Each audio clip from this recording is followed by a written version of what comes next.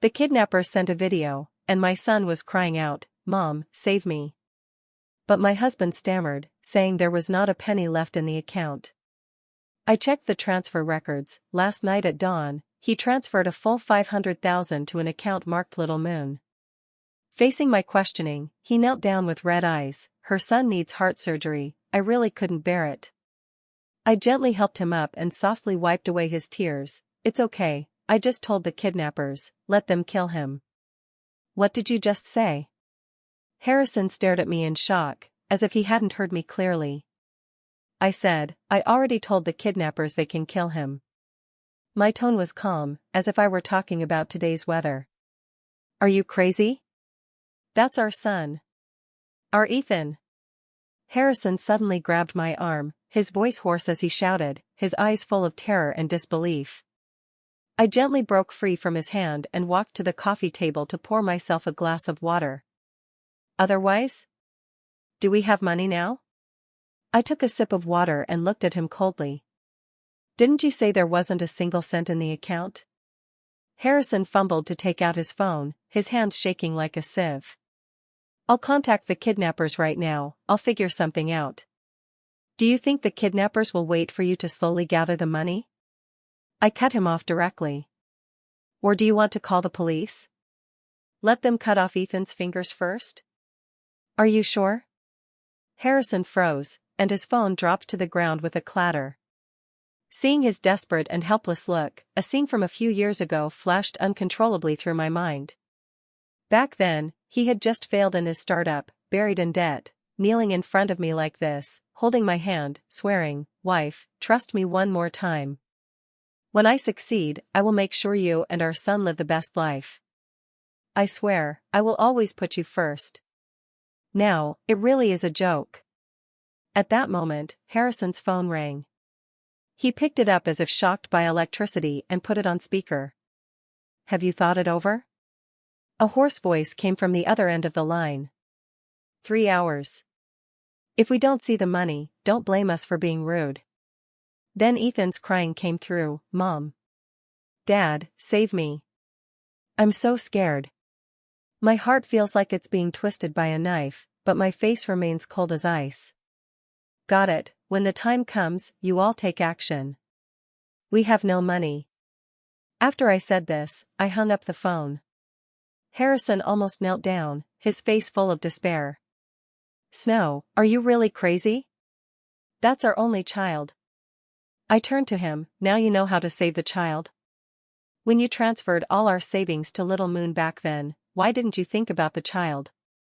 Now Ethan is just paying the price for your choice." Harrison held his head and cried bitterly, "I beg you, Snow, there must be a way, don't give up on Ethan." I looked at this man who once said he would shelter me and our son from the wind and rain, but because of a Little Moon, he transferred all our money away, putting our son in danger. My heart completely turned cold as I quietly watched him trembling while calling his parents-in-law. When my parents-in-law arrived, I was rummaging through clothes in the wardrobe. "Daughter-in-law. What are you doing? Our grandson has been kidnapped, and you're actually packing clothes?" My mother-in-law's sharp voice felt like a knife stabbing into my back. I didn't even turn my head and kept stuffing shirts into the suitcase. "Packing some things, might need to go out." "Go out? Go where?" My father-in-law was so angry his mustache curled up. "Ethan is still in the kidnappers' hands." My mother-in-law grabbed my arm with surprising strength. "What on earth is going on? Where's the money? Why aren't you using the money to save the child?" I shook off her hand and looked coldly at the old couple. "No money left, not a single cent." "How could there be no money?" my mother-in-law screamed. "Didn't you just sell a house? That was over $1 million. Where's the money? You should ask your good son." I picked up my phone and swiped twice on the screen to bring up the transfer records.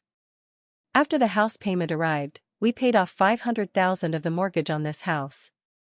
Logically, there should be $500,000 left, but last night at dawn, your son transferred all the money away. Harrison's face instantly turned pale, like a corpse crawling out of a grave. "Who did you transfer it to?" Mother-in-law asked suspiciously. I said slowly. At 3 o'clock in the early morning yesterday, 500,000 was transferred to Little Moon. If this money were still there, maybe Ethan could be saved now. Who is Little Moon? Father-in-law looked confused. Harrison hurriedly interrupted. She is a colleague from the company, her son is sick. I just lent her the money for emergency. Oh? I sneered. Just lent? Then why don't you ask her to return it to save your son?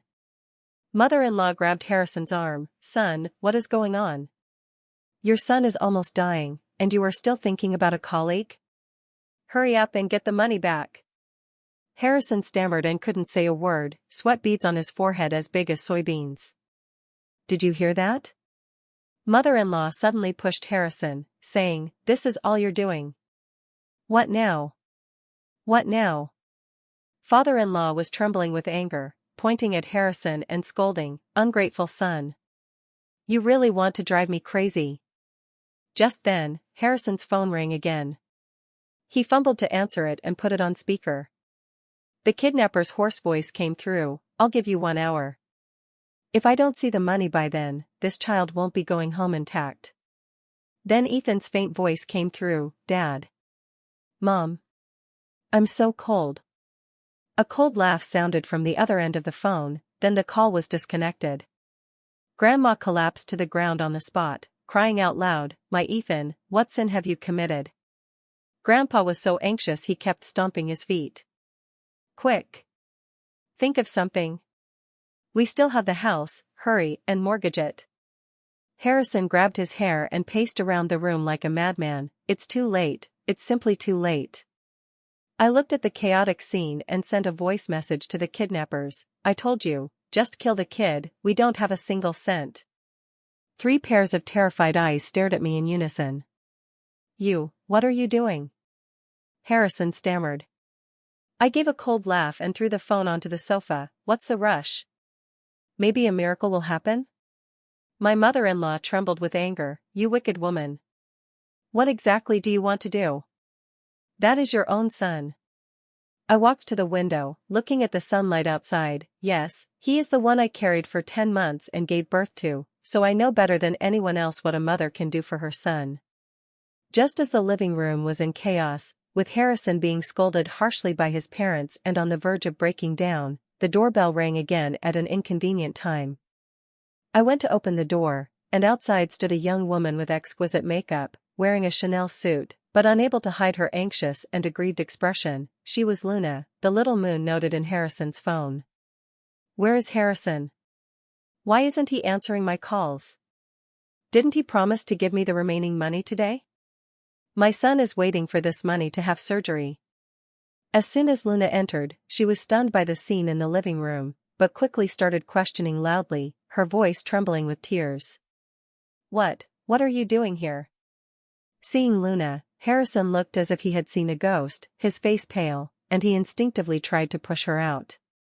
The in-laws were also shocked, looking at Luna and then at their guilty son. They clearly understood what was happening. Who is she? Harrison. Who is she? The mother-in-law pointed at Luna, trembling with anger. Auntie, you are Harrison's mother, right? Luna seemed to ignore Harrison's signal for her to leave, instead looking at the mother-in-law with tearful eyes. I am Luna, and Harrison and I truly love each other. He gave me 500,000 yesterday, saying it was for my son's heart surgery, but it's still not enough. Shut up. Harrison shouted harshly, trying to cover Luna's mouth. Let her speak. The mother-in-law pushed Harrison aside and stared firmly at Luna. 500,000? The money to save my grandson's life, you used it for someone else's son's surgery? The truth was revealed in the most embarrassing way. The father-in-law clutched his chest in anger and almost fainted. I don't know what happened to your grandson. Luna was intimidated by her mother-in-law's aura, but she still forced herself to argue back. But Devin is also Harrison's child, your grandson. He promised to take care of us mother and son. The air in the living room seemed to freeze, and everyone stared wide-eyed at Luna. What did you say? Devin is Harrison's child? The mother-in-law's voice was as sharp as glass scratching, her whole body trembling. Harrison. Is this true? Harrison looked like a mouse that had its tail stepped on, shrinking in the corner, opening his mouth but not able to say a word. Of course it's true. Luna straightened her chest, tears shining in her eyes. Harrison and I were together in college, but we broke up because of family opposition. 3 years ago, we ran into each other at a reunion. He said his marriage was unhappy, so we... Shut up. Harrison finally shouted, his face flushed red. Now is not the time to talk about this. Ethan has been kidnapped, we have to find a way to save him. But the money has already been handed over to the hospital, and the surgery is scheduled for early tomorrow morning. Tears streamed down Luna's face. If the surgery is cancelled, Devin might not get another chance. Harrison looked at the crying Luna and then at my calm face. After a long pause, he said in a heavy tone, "Mom. Devin's heart condition is very serious. If he misses the surgery, he might not survive past this month." I turned to my parents-in-law. "Have you seen clearly? This is your good son, who gave up his biological son for an illegitimate child." My mother-in-law staggered, holding on to the wall to keep from falling. "And what about Ethan? The kidnappers have issued their final ultimatum. If they don't see the money within an hour, we will never see Ethan alive again." My father-in-law was speechless, his eyes bloodshot as he slapped Harrison across the face. "Beast. Are you even human?" At that moment, Harrison's phone rang again. The living room instantly fell into complete silence. Harrison trembled as he answered the call and turned on the speakerphone. Time was running out, and the kidnapper's voice was colder than before. "Have you decided?" Harrison glanced at Luna, then at me, his Adam's apple moving up and down, but he couldn't say a word. I sneered coldly, took another phone out of my pocket, and calmly dialed another number. "Hello, it's me." My voice was unusually calm, following the plan. Everyone stared at me in shock. Who are you talking to?" Harrison stammered. I ignored him and continued speaking into the phone. "Bring her son along too." Luna's face instantly turned pale. What did you say?" "My son? What are you planning to do?" I hung up the phone and smiled coldly. I said, "For a son, a mother can go to any lengths." Harrison suddenly stood up, grabbed my shoulders, and shook me hard. "Are you crazy? Ethan has been kidnapped, and you want to have Devin kidnapped too? What on earth are you thinking?" I let him shake me, the smile on my face growing colder. "You wanted to make a choice, right? Then choose, Savior and Luna's son, or Savior and my son."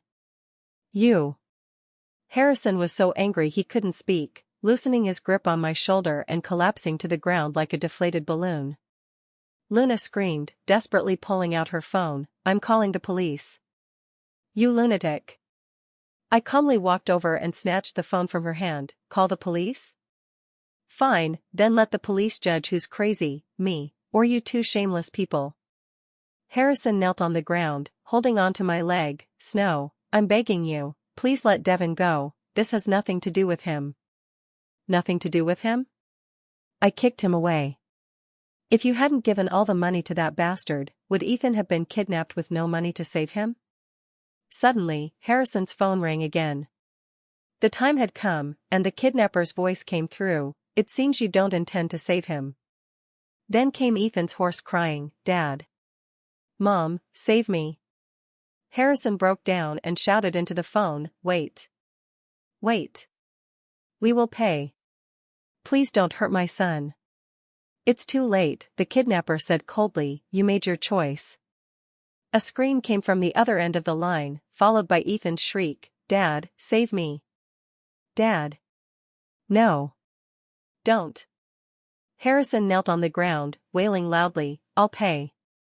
I'll pay right now." "Too late," the kidnapper said. Unless what?" Harrison asked anxiously. "You say it, as long as it can save my son, any condition is fine. Unless you make a choice now, whether to save this child or the one in the hospital." Harrison was stunned. How do you know?" "Choose quickly." The kidnapper's voice grew fierce. "Otherwise neither of you will live." Harrison looked at me, then at Luna. cold sweat pouring down his forehead in big drops. Luna leaned forward and grabbed his hand. Harrison. You can't give up on Devin. He's about to have surgery. The in-laws also shouted, Harrison. Ethan is your only son. Under everyone's gaze, Harrison took a deep breath and spoke with difficulty. I choose Devin. I felt my heart instantly immersed in ice water, then burned by fierce fire. So, this is my husband's choice. At that moment, a faint voice came from the door, Dad. Everyone froze, slowly turning their heads to look at the door. Ethan stood there, pale, tears silently streaming down his little face. The living room was deathly silent. Ethan's lips trembled, his eyes filled with tears and disbelief. Dad, don't you want me anymore? Harrison looked as if he had been struck by lightning, stunned, his face instantly drained of all color. Ethan? How could you? I walked over to Ethan and gently hugged his small, thin shoulders. Baby, did you hear that? Ethan nodded, tears streaming down in big drops. Dad doesn't want me anymore. Dad chose another kid. No. No. Harrison suddenly lunged forward trying to hold Ethan, but I blocked him. Get away. I said coldly, you've already made your choice, you have no right to touch my son anymore. I didn't know Ethan had already come back. Harrison broke down, clutching his hair. I thought he was still with the kidnappers? I sneered, so you could just give up on him and choose your illegitimate child? Grandma collapsed weakly on the sofa, crying while reaching out her hand. Ethan, dear grandson, come to Grandma. Ethan hid behind me, whispering, Grandma, I don't want to go. I'm scared. Grandpa trembled as he walked over and knelt in front of Ethan. Dear grandson, don't be afraid, Grandpa is here. But Ethan pressed his whole body against me, like a frightened little rabbit. Mom, can we go home? I don't want to stay here. All right, Mom will take you home. I gently wiped the tears from his face. Luna finally realized what was going on and looked at the unharmed Ethan in disbelief. What is going on? The kidnapping was fake? I sneered coldly. The kidnapping was definitely real, but the kidnappers were actors I hired. You lied to all of us? Harrison's eyes widened, his voice changed tone. Why did you do this? Why? My voice was filled with biting coldness. I just wanted to see, when you have to make a choice, who you would choose. Now I know the answer, don't I? Harrison opened his mouth but couldn't say a word, only able to kneel weakly on the ground, tears continuously falling. Harrison. Luna stepped forward, gripping his hand tightly. Don't listen to her nonsense. You made the right choice. Devin's surgery is urgent. I coldly sized up this woman and suddenly laughed. Surgery? What surgery? Devin isn't sick at all, is he? Luna's face instantly turned pale. What are you talking about?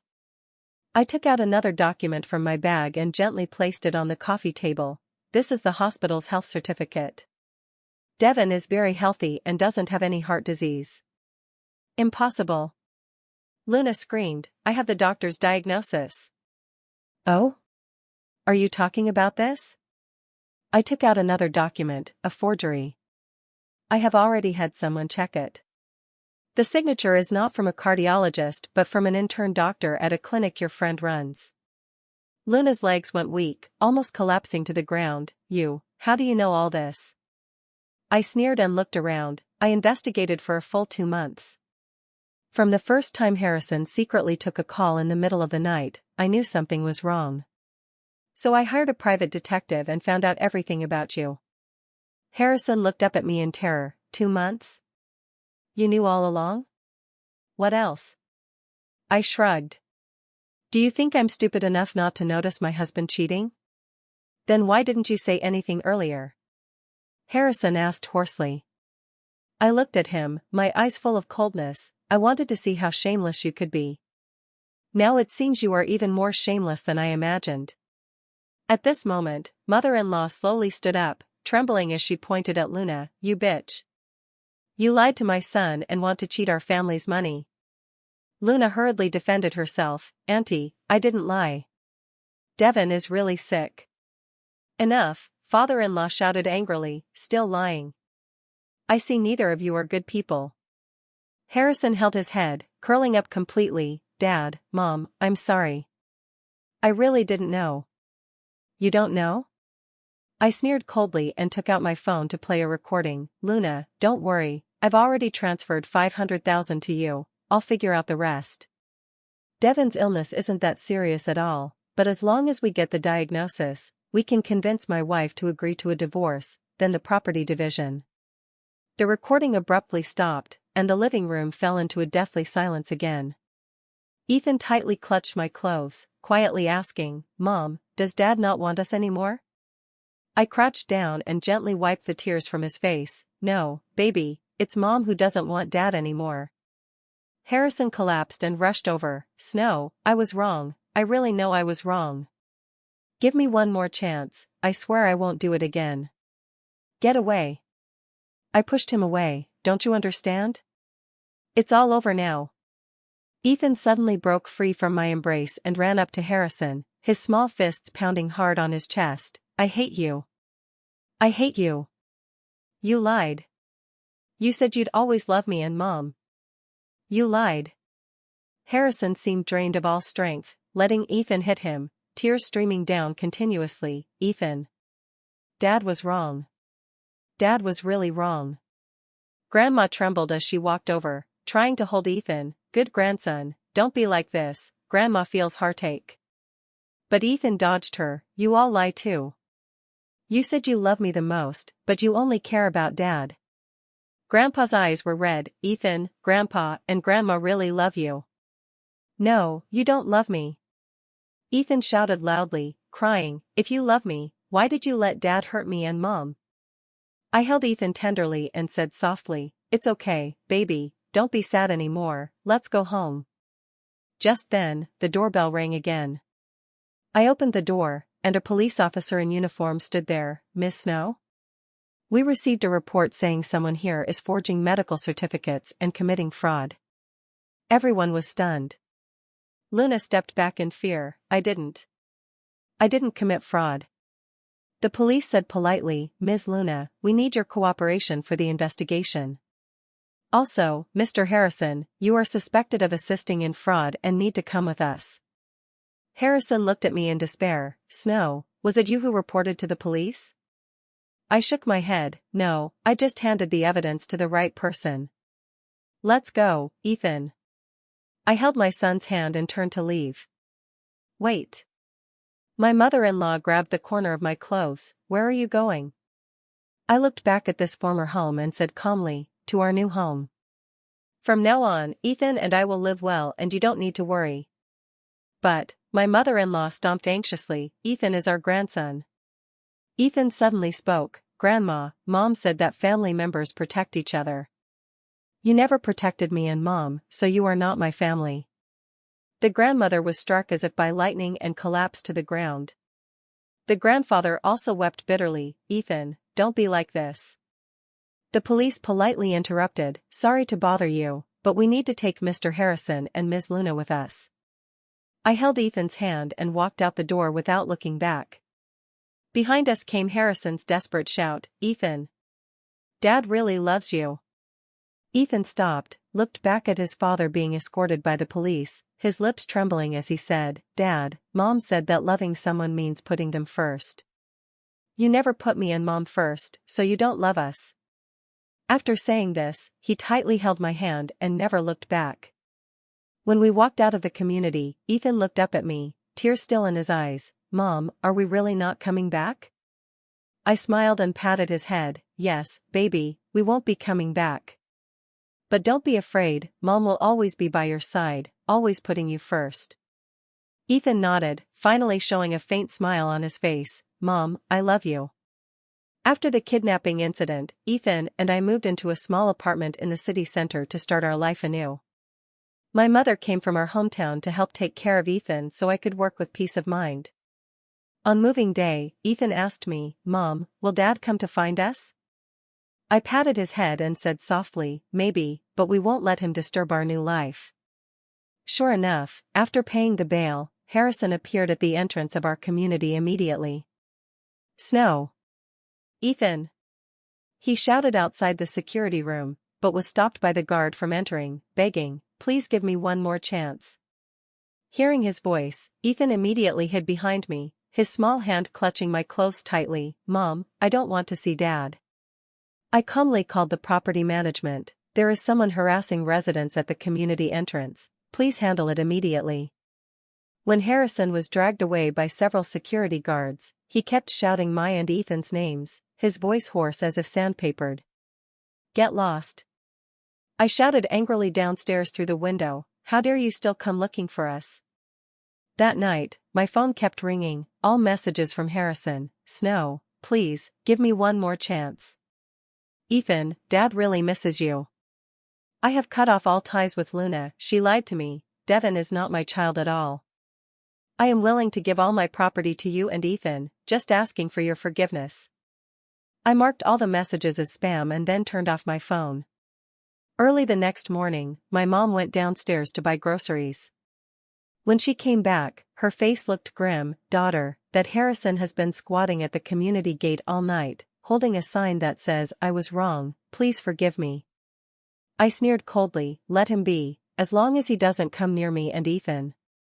2 days later, I was taking Ethan to school.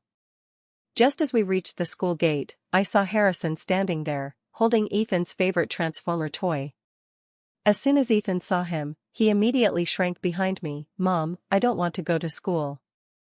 I crouched down and gently hugged Ethan. "Baby, don't be afraid, Mommy is here. You go in first, Mommy will handle this." Ethan nodded and, encouraged by me, walked into the school gate. Before leaving, he looked back at Harrison, his eyes full of fear and disappointment. I walked up to Harrison and said coldly, "Do you think bringing a toy can buy back your son's heart?" Harrison knelt on the ground, his eyes red. "Snow, I know I was wrong, I really know I was wrong. Luna has already been taken into custody by the police, and the DNA test results are out. Devin is not my child at all." "Oh?" I sneered, "So back then you gave up your own son for someone else's bastard? How ridiculous." I was deceived. Harrison wept bitterly. "I thought Devin was really sick and really needed surgery. I never expected Luna to even dare to lie about this." "So what?" I looked down on him arrogantly. "Whether it's deception or the truth, it doesn't change the choice you made back then. You chose to give up Ethan, that's a fact. I know I was wrong." Harrison's voice was hoarse. "I have already helped the police collect all the evidence of Luna's fraud, she will be sentenced to many years. I also sent Devin to the welfare home. Now I just want to make things right with you and Ethan." I sneered and interrupted him. "Make things right? On what grounds? Just because you finally realized you were deceived, just because you put that woman in jail, just because you threw an innocent child into an orphanage?" "No." Harrison hurriedly explained, "I donated a large sum to the Welfare Institute to ensure Devin gets the best care." "Enough." I sharply interrupted him. "Do you know what's the most disgusting? It's not that you cheated, not that you gave money to your mistress, but that you could just abandon a child who calls you dad just like that. What does this prove? It proves that in your heart, the child was never the most important. Today you can abandon Devin, tomorrow you can just as easily abandon Ethan." Harrison collapsed to the ground, tears streaming down. "Snow, I really know I was wrong, give me one more chance." I turned and left, leaving one sentence behind, "Give up, it's long over between us." The next day, as soon as I arrived at the company, the receptionist told me someone was looking for me. I went out and saw it was Harrison, holding a large bouquet of roses and a delicate box. "Snow," he looked haggard but tried to smile, "today is the 13th anniversary of when we met, do you still remember?" I frowned. "Why are you coming to my company?" "I wanted to give you a surprise." Harrison cautiously handed over a box, saying, "Open it and take a look." I reluctantly took the box and opened it. Inside was a divorce agreement and a property deed. "This is our marital home." Harrison's voice trembled a little. "I have already transferred it to you and Ethan's names. Also, I transferred half of the company's shares to you." I have signed the divorce agreement. All the property belongs to you, and I only want visitation rights for Ethan. I snapped the box shut with a cold laugh. Do you think this can buy back my forgiveness? No, Harrison hurriedly explained, I just want to show my sincerity. I really know I was wrong. Enough. I shoved the box back into his hand. I don't need your charity. I will have the lawyer prepare the divorce agreement, and as for visitation rights, don't even think about it. Harrison knelt on the ground, holding on to my leg. Snow, please give me one chance, let me see Ethan, he is my only son. I coldly broke free. Get lost. When you chose to abandon him back then, why didn't you think about the fact that he is your only son? Harrison sobbed loudly, I was really wrong. I am willing to spend the rest of my life making amends. I turned and left, leaving behind one sentence, it's too late. That night, I received a call from Harrison's parents, saying he had drunk an entire bottle of white liquor and was now in the hospital fighting for his life. Snow, Grandma was crying so hard she could barely breathe. Harrison really regrets it, he said life is meaningless. Can you come see him? I calmly replied, if he wants to die, that's his business. My life with Ethan will not change because of anything he does. After hanging up, I walked to Ethan's room, looking at his peaceful sleeping face, feeling more determined than ever. No matter what tricks Harrison and his parents use, I will not soften my heart, because I know that those so-called changes and apologies are just their struggles after reaping what they sowed. Truly loving someone means putting them first from the very beginning, not realizing their value only after losing them. After Harrison was discharged from the hospital, I received a formal apology letter from his lawyer, detailing his remorse and compensation plan. Besides the previously mentioned property and shares, he also promised to give Ethan a substantial monthly child support payment and waived all visitation rights, fully respecting my decision. That was clever. I sneered at the letter, knowing that persistent pestering was useless and it was time to change tactics. My mother advised me, daughter, after all, he is Ethan's biological father. Completely cutting off ties is not good for Ethan's future. I shook my head, Mom, you don't understand. Someone like Harrison, who appears to admit his mistakes and submit, has never changed deep down. The reason he's acting like this now is only because Luna deceived him and he found out Devon is not his child. If it really were his child, would he turn back? No. While we were talking, Ethan came home from school, holding a card, looking a bit upset. What's wrong, baby? I crouched down and gently stroked his face. Ethan hesitated for a moment, then handed me the card. Dad came to school today and gave me this. I took the card, which read, Son, Dad misses you very much, please forgive Dad. Dad has cut off all ties with that woman and will never leave you and Mom again. I held back my anger and asked softly, do you want to see Dad? Ethan shook his head, no, he lies. He said he would love me forever, but he chose another kid and doesn't want me anymore. I hugged Ethan tightly, baby, you're so sensible. Tomorrow, Mom will go to school and talk to the teacher to make sure he doesn't come near you again. The next day, as soon as I arrived at school, I saw Harrison standing at the school gate, holding a big backpack covered with keychains of Ethan's favorite cartoon characters. Seeing me, he immediately came over, Snow, please, let me see Ethan. I bought him his favorite backpack.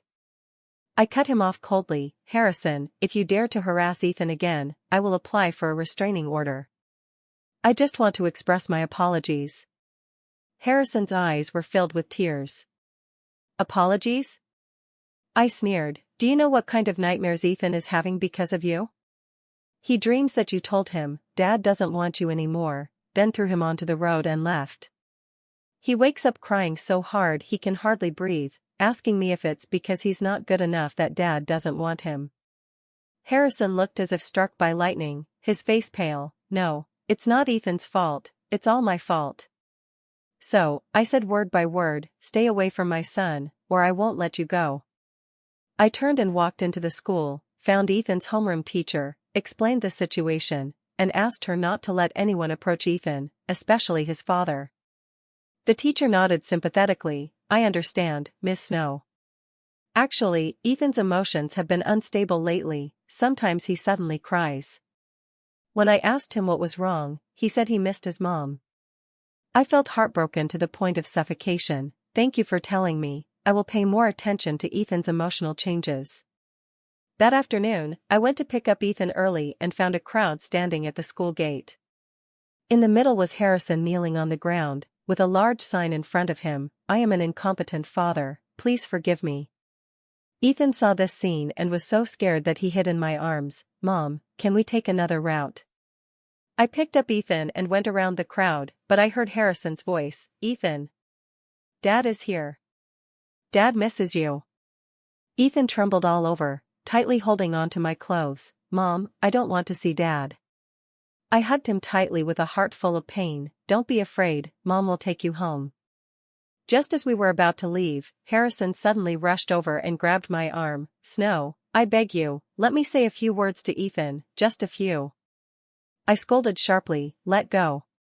The surrounding parents stopped to watch the commotion, some took out their phones to record videos, others whispered.